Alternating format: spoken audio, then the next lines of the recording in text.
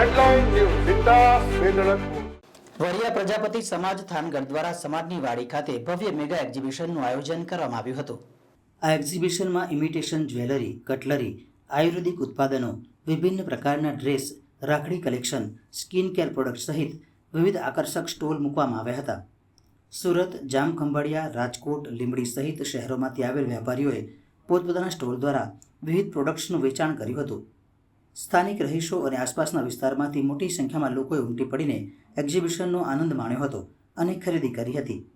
આ પ્રકારના કાર્યક્રમો સમાજની એકતા અને આર્થિક વિકાસ માટે એક સકારાત્મક પગલું ગણાય છે।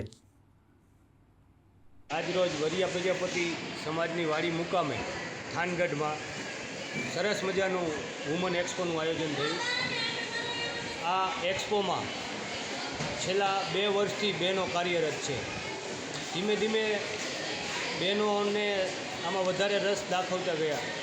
2 વર્ષ પહેલાં, 1.5 વર્ષ પહેલાં જ્યારે એક્સપોનું શરૂઆત કરી હતી ત્યારે લગભગ 20-22 જેટલા સ્ટોલ થયા હતા। ધીમે ધીમે સમાજના બહેનોને જાગૃતતા આવી અને પગભર થવા માટે તત્પર રહ્યા।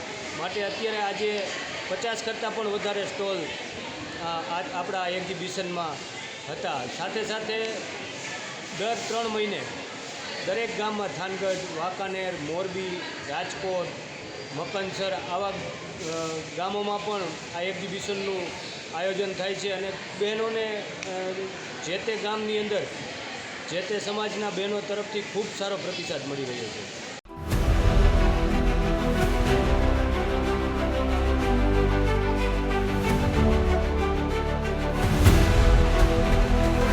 हर समस्या की हेडलाइन न्यूज जिंदा वेदनपुर।